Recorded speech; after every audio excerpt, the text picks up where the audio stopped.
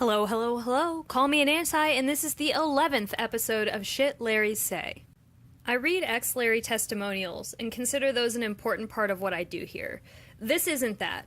I was never a Larry. However, I probably came close to being one. Let me tell you my story of joining fandom and how I avoided Larry recruitment, and then what led me here. I'm a rather new fan. I didn't start listening to One Direction until after the hiatus had begun, though I'd accepted about 2 years before that someday I would join countless others in the descent into One Direction fandom. I knew, as I clicked on the link to that BuzzFeed article that fateful April evening, that it was happening to me. I even said it out loud. It's happening! It was like I was outside of myself. I'd been dreading the moment for 2 years. I knew this fandom would consume me. I dabbled a bit the month previous, and it was that BuzzFeed article that pushed me over the edge into acceptance. Because, and excuse my language, what the fuck was going on in One Direction fandom? The next day, I messaged a friend and asked if she'd seen the article. She had, and she connected me with a young woman who volunteered to explain everything to me. I was quickly brought up to speed. The baby is fake. Louis Tomlinson and Harry Styles are in a romantic and sexual relationship. No, really, here, watch these videos. Most of the time I was clicking on the links and not understanding what was going on. What am I looking for? I'd wonder. I watched all of the Freddie as My Queen videos that were sent to me. And yeah, I guess they were cute, but I knew what editing could do to a video. This was no proof. I'm no stranger to propaganda. This was April of 2016. We were deep in the throes of a presidential election. Intrigued by the BuzzFeed article and how many people it turned out actually bought into the proofs that Freddie was not Louis' child, I started to read up on conspiracy theorism. I bought a few books, I read a few psychological studies, and I watched some videos. All the while, I was wondering if Larry Stylinson was really different from everything else ever, like I was constantly being told. I texted with another friend who'd been in 1D fandom for years. She warned me about the Larry shippers. I brushed her off. They can't be that bad, I thought to myself. I was reluctant to dismiss the fans of a ship. It didn't seem fair to me, but as time went on, and the little Larry shipper I was chatting with displayed more and more characteristics of a conspiracy theorist, I started to understand what she'd been saying. Later on, I had her go back in her texts, I had changed phones, and tell me how many days had passed since I'd said, "I think I'm Larry," to, "Never mind, these people are crazy." 20 days. The final straw was when I kept asking, okay, but what would Sony get out of this? The cui bono of the soft CT. If a valid reason for Sony's involvement could be given, it would make the whole thing much easier to swallow. The response was so out there that I finally accepted what I was dealing with. She referenced, like so many of them do, the fact that Michael Jackson's death was ruled a homicide, and therefore Sony must have killed him.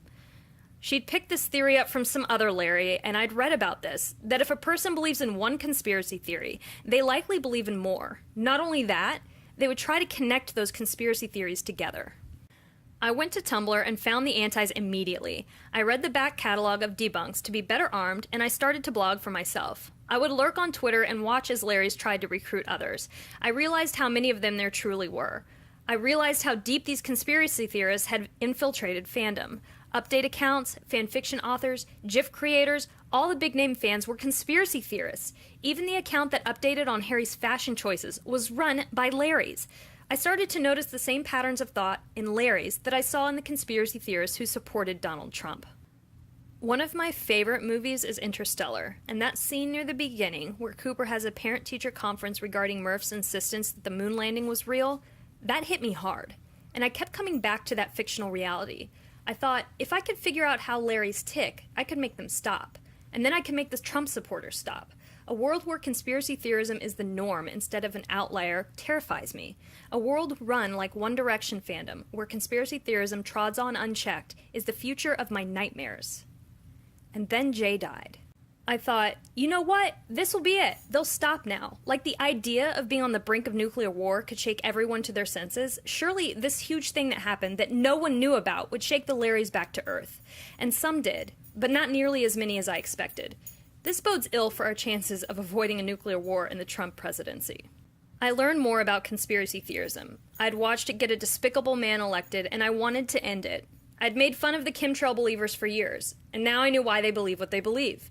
I had learned not to waste my time using logic with a true believer. As much as they claim to use it, they get tripped up by every logical fallacy in the book.